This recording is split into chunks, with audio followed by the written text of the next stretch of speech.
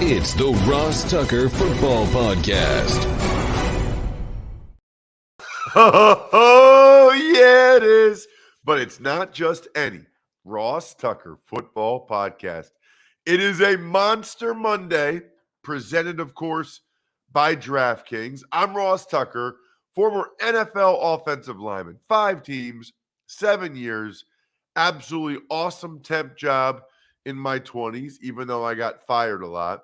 Now I got a bunch of media gigs, although I am a little bit sad this morning. Yesterday was the last game broadcast that I will be a part of until Eagles preseason in August. I am done for the 2022 football season, both college and NFL. I'll be watching the Super Bowl probably from my house, like all of you guys. Every week, we give out at least 3 winners. So we've got the spread the word winner. So we love those of you that help us spread the word via social media. Any engagement helps. So, you know what? I like giving you guys specific things because I think that helps. So let's keep growing the Ross Tucker Pod page on Facebook and the Ross Tucker NFL page on TikTok. I think when I give you guys specific things, you're more likely to do it. But really, any engagement on any of our platforms is helpful. I'm at Ross Tucker NFL, Twitter, Instagram, Facebook, and TikTok. And we're Ross Tucker Pod on Twitter, on Instagram, and now on Facebook. We'll have a sponsor confirmation email winner, bunch of sponsors this week, which is great. We've been pretty light. If you didn't notice in January, we got First Leaf Wine is here. We still have West Shore Home, which is amazing. Huge fan of those 2 new bathrooms. Labatt Blue is back. Peloton, I've been a big fan of as well. And then the YouTube shout out, just something cool for you guys. I love doing a video for you, giving a shout out to whoever you want. It's like a video you can get it for whoever you want, and that people usually love that. I mean, they pay for it on Cameo. They pay for me to do those sometimes. So kind of cool that you get it for free. Just subscribing, giving the thumbs up at youtube.com/Ross Tucker NFL, and then replying, Ross, I want to win the shout out. I only get like 2 of them a week. So you have a really good chance to win. Speaking of shout outs, how about Connor O'Reilly? He is the latest patron. Love it, Connor. Come on down. Patreon.com/RT Media. Become a Tuckheads member so you're part of the family, part of the private Slack channel. Can check out the even money bets, the Friday picks, press box food grades, power rankings, all that stuff. It's Big Show time. The Big Show. All right, Ross. What were your overall themes from Conference Championship weekend? Well, I think the first one is really a bummer for the 49ers, what happened yesterday. And obviously, most of my friends and family are Eagles fans because of where I grew up. And they don't care. They don't feel bad for them. And they shouldn't, right? I mean, injuries are a part of football. That happens. But, you know, I was on the Niners sideline most of the game because, as you guys know, I like to try to get some TV time over there. It just makes it more entertaining for me. And there's also always less people on the away sideline. And those guys are warriors, man. You know, Deebo Samuel, Christian McCaffrey, you know, Fred Warner, you know, Bosa, those guys were playing their hearts out. Trent Williams. And I just felt really bad and sad for them that they didn't really have a chance to win the game. You know, I mean, first of all, once Purdy got hurt, it significantly decreased their chance to win the game. Now, it should be said, it was 7-0, and the Eagles had just caused a strip sack of Purdy when he got hurt. So as Fezzik would say on the Even Money podcast, the Eagles were clearly, you know, the favorite at that point. You're up a touchdown and you just strip sack the other guy and you have the ball in their territory, okay? So it's not like that was the whole game. And in fact, kudos to the Niners. I thought for the rest of the first half, for the most part, they were getting the better of the action, and they ended up scoring a touchdown, which I'll get to in a little bit. But what really jumped out to me is, that's their dream, and they worked for it all year. And to be in that situation where they literally don't have a quarterback capable of throwing a football is just unbelievable. And two thoughts on that. Number one, when I played back in the 2000s, you'd have 45 active players on game day, but then you'd have an emergency quarterback who would also dress for the game, even though he was inactive. He could only play if the first two quarterbacks were not going to come back in the game. That would have been nice yesterday. That would have been really nice. Since they've enabled teams to now dress, I think it's 47 or 48, they did away with the emergency third quarterback, and the Niners made a choice. The Niners could have had a third quarterback available for the game. So that's on them. However, most teams don't. Most teams don't have a third quarterback available for a game because when do you think you're going to get your first two quarterbacks both hurt? You just don't envision that happening. So I don't really blame Kyle Shanahan, and I do wonder if the NFL will take another look at that rule because that was probably pretty embarrassing for the NFL that it's a conference championship game and the NFL and the Niners could throw a forward pass. Penalties were a huge factor in both games. Now, penalties different from me talking about officiating. I'll get to the officiating. But the penalties, now listen, I'm on the sideline. So I don't know in the Eagles-Niners game if all those penalties are legit or not. I have to kind of trust Kevin Harlan and Kurt Warner, who I'm listening to on the radio broadcast, as they said that they kind of felt like they were legitimate penalties against the Niners. But at the end of the first half, it's 7-7. Niners have 3 penalties, which enables the Eagles to get that second touchdown to go up 14-7. And then later on, they'd have like a roughing the punter penalty, which gave the Eagles another first down. They go down, score another touchdown. Hufanga. It just Niners had 11 penalties, which killed them. And then the Bengals, they didn't have as many penalties, but they had the most critical penalty of the game. Joseph Osai, second-year D-end, I think from Texas, clearly hit Mahomes out of bounds. I think he lost track of where he was because he was just running as fast as he could, didn't know where he was. And I felt horrible for that young man. He had a great game, was trying to make a hustle play, and he did it. It was the right call. You have to throw the flag there.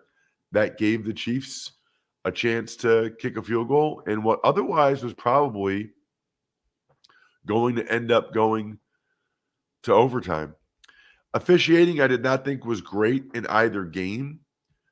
There was just things that happened in the Niners game where it felt like they just, like whether the punt hit the TV wire or whatever, I don't know. Didn't feel like they were always in control in terms of the officiating crew. And then for the Bengals game, they gave the Chiefs an extra play. Now, fortunately for the NFL, in my mind, the Chiefs still had to punt it on that drive. That didn't turn into points. So that's the NFL, I think, dodged a huge bullet there because they basically gave the Chiefs got stuffed on third down. They gave another down. They said the play was stopped, but nobody had any idea that the play was stopped. I think they also missed a block in the back on a return. That's a little bit more common that happens, but yeah, that was those were disappointing. Ultimately, though, I do feel like the two best and most deserving teams won, right? They're the number 1 seeds for a reason, playing at home for a reason. And I think they were ultimately, if you watch those games, they were the better teams. Turnovers made a huge difference in both games. They always do. Always, always, always. And then the last thing I would say, Jack, is I really feel like as good of a run as they're on here in Kansas City, the Chiefs really needed that win for Patrick Mahomes and Andy Reid legacy. They did. You know, a third Super Bowl in 4 years is very impressive. But also, think about the counter to that. If they were 0-4 against Joe Burrow and Zach Taylor, that would be a real hit to Mahomes and Andy Reid. 0-4 against the Bengals. So they needed that win desperately, and they got it. Good for them. Good for me. You know why? Because West Shore Home remodeled 2 of our bathrooms, and they were fantastic. It's insane how easy they make it. They replaced both of our showers, ripped out those fiberglass tubs in a day. A day. Thanks to their installers, who, by the way, are all full-time employees. These are not like contractors. These are full-time employees. They come in, they get it done, they get out. Go to westshorehome.com/Ross to see the before and after pictures. There's videos. You can get a free consultation from that page, and you also get 20% off a shower or bath remodeling project. I love this as a Valentine's Day gift. How about getting a new bathroom for you, your wife, or whatever for Valentine's Day? That's amazing. Look, even if you're just thinking about ever doing it, you should get the free consultation, right? They take measurements, show you different styles and options. It's like getting a free consultant. Even if you're going to do it yourself, or even if your buddy does it, why not go to westshorehome.com/Ross, schedule a free consultation, and get 20% off a shower or bath remodeling project, and actually get a chance to look at videos and pictures inside my house, which normally I would not let you guys do. Tuck's Takes. All right, Ross, we'll start with the game that you were at, where you mentioned Brock Purdy, who suffered a supposed UCL injury in the opening inning. It's led to an ugly game where the Eagles, they came out on top. They're headed to the Super Bowl after a 31-7 victory. So, Jack, I know that you are an Eagles fan, right? I get it. That was still kind of like, I was thinking to myself, what are people thinking watching this game right now in the second half when the 49ers are just handing the football off? I didn't like it. I mean, Eagles fan. I'm probably my fandom is as low as it ever been, just because I'm working in sports. But I mean, talking with Jay Brad, who helps out with our social media and stuff like that, I'm like, this is not a good game. Like, he's like, oh, I don't care. Eagles go to the Super Bowl. Like, this wasn't a fun game. It wasn't. No, it's just like it wasn't entertaining. I prefer close games. I really do. Especially when on the Even Money podcast, I had the Niners in a teaser up to 8.5. So that wasn't good for me either. Let's start with the press box food. It was really good. Really good. Of course, they had the hoagies they always have, the soft pretzels they always have. They had a vegetarian chili, which looked pretty good. Then they had pulled pork, and they had filet, man. I only had one, actually. I had filet with mashed potatoes and asparagus. Felt like I was like at a 5-star dinner there, eating eating my filet. They had mac and cheese soufflés. I had one of those, and then paella. I just got the sausage paella, not the shrimp paella, but that was delicious. I did have a soft pretzel at halftime, which was awesome. And I did snag 2 soft pretzels for the drive home for my father-in-law and wife who came with me. I was able to get them a couple tickets. Not free, by the way. I had to pay face value, but shouldn't be. You should have to pay. And I was able to, I just didn't want you guys to think that like I could just get 2 tickets like that. At any rate, it was awesome that they got to sit in the stands and experience that, father, daughter. I've got 2 girls, so I can only imagine how cool that was for my father-in-law to be able to experience that. So the Eagles had an impressive first touchdown drive, which it felt like they did almost every game the whole year. It's unbelievable. Coaching is big, Jack. I didn't have this as a theme, but the Eagles throw a bomb on 4th and 3 to Devontae Smith, who makes an incredible quote-unquote catch. And the Eagles, I could tell, Jack, by how fast they got on the ball, and they snapped the next play without really even knowing what the play was. I mean, Jalen was just standing there. They knew that it might not be a catch. Devontae Smith knew it might not be a catch. Shanahan did not have a good look at it to be able to challenge it. Man, I almost feel like in that situation, especially 4th down, I almost feel like in that situation, when the Eagles hurry to the ball that fast, you probably need to throw the challenge flag. Conversely, then the Niners and by the way, the Eagles end up scoring a touchdown there. Conversely, when Hassan Reddick, who, by the way, is unbelievable, an unbelievable football player that doesn't get nearly enough credit, when he came off the edge and hit Purdy's arm, it looked like an incomplete pass. I mean, the ball went, 10 yards forward, right? Wrong. Sirianni challenged it, and what happened is Reddick had hit the ball out of Purdy's hand, and it hit his elbow and went forward. So just that was gigantic. Shanahan not challenging, and Sirianni did challenge. Although, interestingly, the Eagles couldn't move the ball at all after that. Their next 3 or 4 drives, they had 13 yards. I was really impressed by the 49ers defense, especially in the first half. Those guys are fast. Those guys do not miss tackles. They were good. I mean, they were as good as advertised, I thought. They really were. And then, by the way, hopefully some of you guys saw me on the sideline. I know there was an incomplete pass to Ayuk I almost caught on the sideline. Bradbury and Ayuk almost knocked me over. Miles Sanders, I almost got in on there. Jalen Hurts, a couple times I got in the fray. But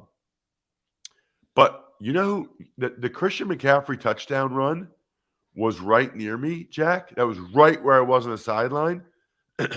That was legit one of the best touchdown runs I've ever seen. I don't know how many times they showed it on replay. Dude, he hurdled Marcus Epps. As soon as he landed, he made somebody else whiff. Then he ripped through 2 tackles. I thought it was gonna be a loss of yardage. He single-handedly defeated 4 tacklers for that touchdown run. That was unbelievable by McCaffrey. That was about the last bright spot for the 49ers. After that, they had 3 killer penalties on the Eagles' drive at the end of the second quarter. Killer penalties, which let the Eagles score, which helped the Eagles. They helped the Eagles score another touchdown. And then Josh Johnson fumbles a snap like a shotgun snap, doesn't just jump on the ball. You got to just jump on the ball and get the ball. He's not able to recover it. Eagles able to score another touchdown. And honestly, it felt like the game was over then. I mean, 21-7 with Josh Johnson at quarterback. I did not envision the Niners being able to come back in that game, especially because even the first drive of the second half, when Josh Johnson was still healthy and able to throw the ball, Jack, the Niners O-line, I said this all week. Give me credit for this. I said this all week. They're not built for obvious passing situations. Their guards could not block Hargrave or Sue. I mean, they were just getting beat play after play after play. They were getting beat. Josh Johnson's arm was getting hurt. Then he hits his head real hard, concussed, which was just awful. Awful for the Niners, awful for him. Here he is. He's getting a chance to play in a playoff game, and he gets a concussion. And so the whole rest of the game kind of just stunk, right? Because the 49ers literally did not have a quarterback that could throw the football. Did not have a quarterback that could throw the football. So, I mean, just a bummer. I was a little surprised the Eagles actually had more success running the ball than passing against the Niners. I mean, the Niners' run D was awesome for like the first 27 minutes. But after that, I don't know why the Eagles threw the ball as much as they did. Their long passes were not working. The Niners' cornerbacks really stepped up. But the Eagles were able to run the ball very effectively. I think they might have had more yards rushing than passing in the game. Niners had 11 penalties. As far as I know, were any of them not legit, Jack? Were any of them clearly mistakes? Do you remember? I didn't see any bad penalties in terms of not being like an actual penalty, but I Like think Greenlaw actually yanked the face mask. Greenlaw actually was yeah. punching, like. Yeah.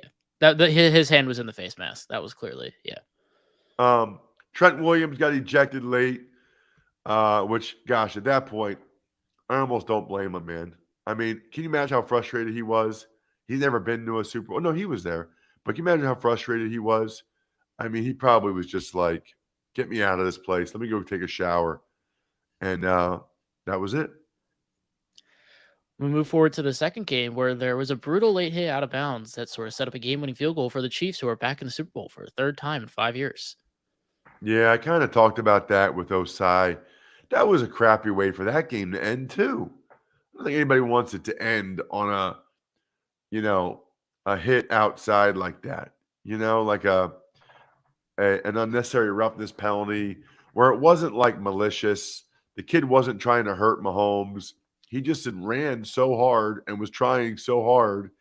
And when you're running as fast as you possibly can, it's not easy to really know where the out of bounds is.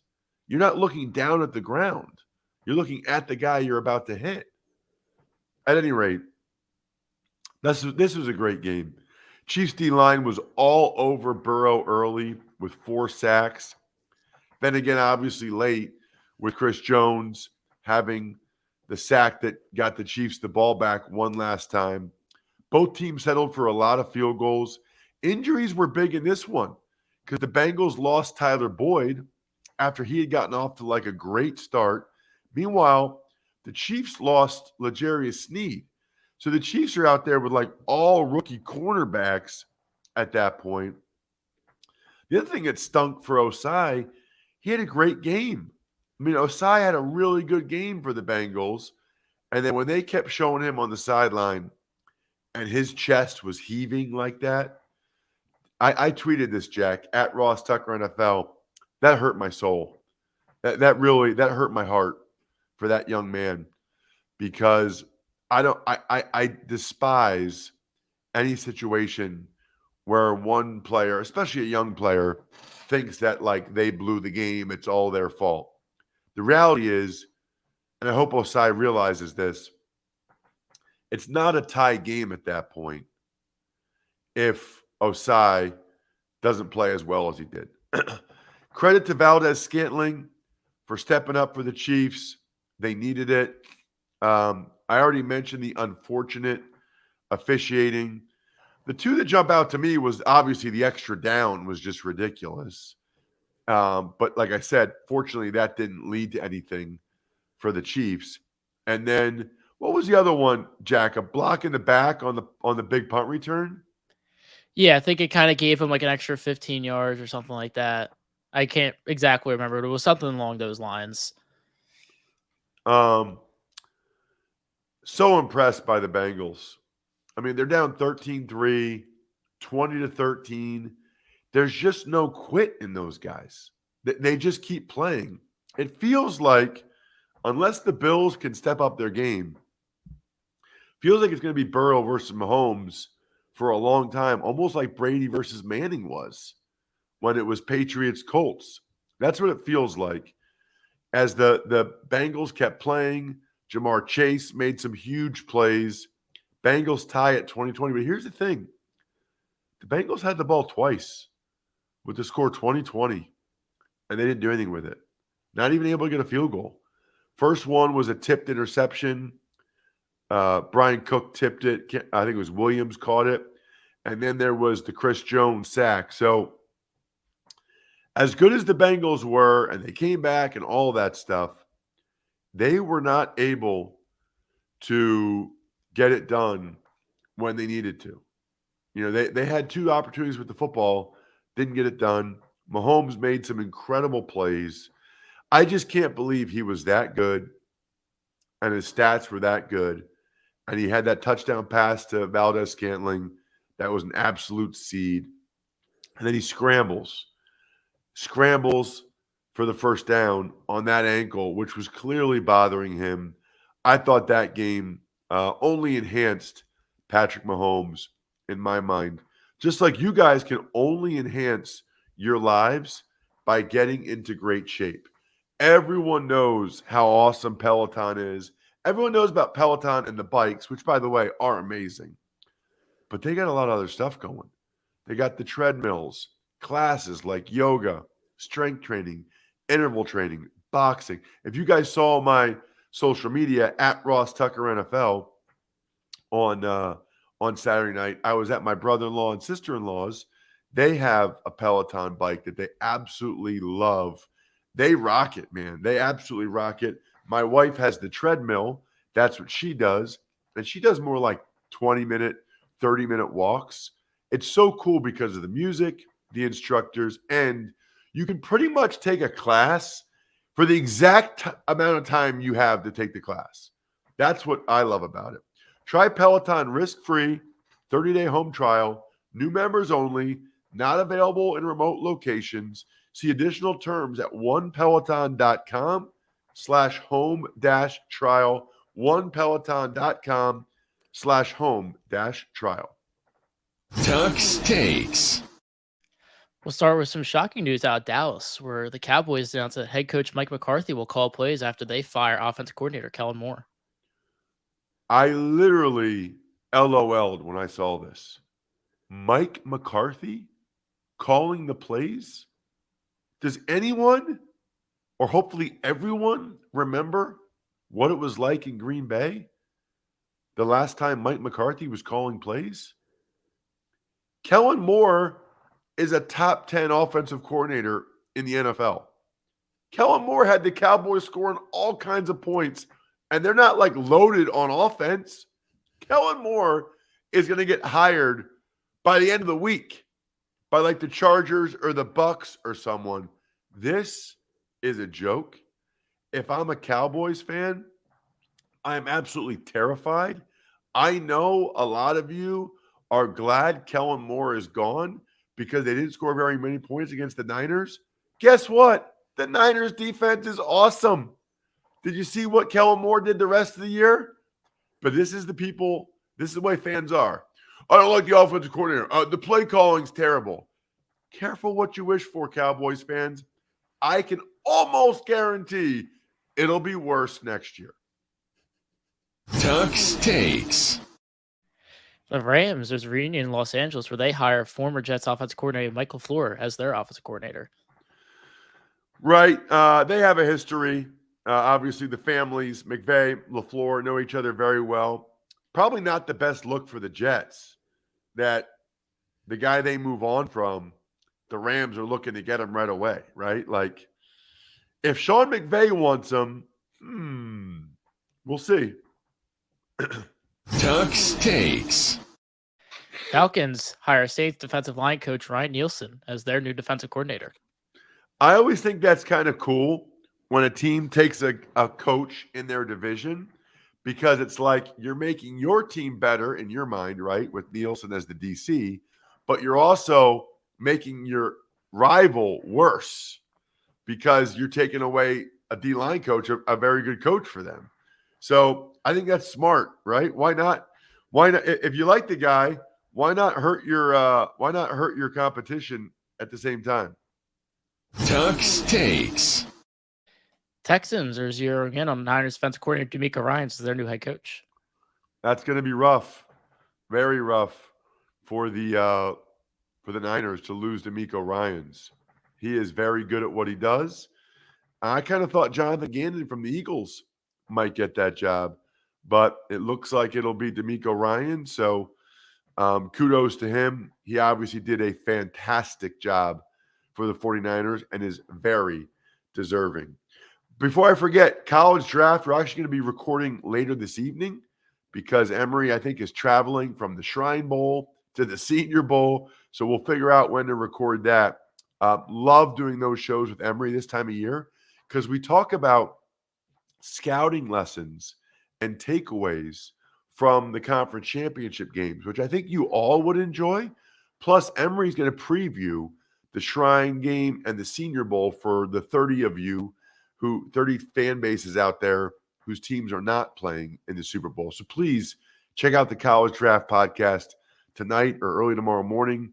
Pizza Boy Brewing, Sporticulture, HumanHeadNYC.com, SteakhouseSports.com, Go-Bengals.com, Evergreen Economics, Vision Comics with an X, BackOfficeScheduler.com, and MyFrontPageStory.com.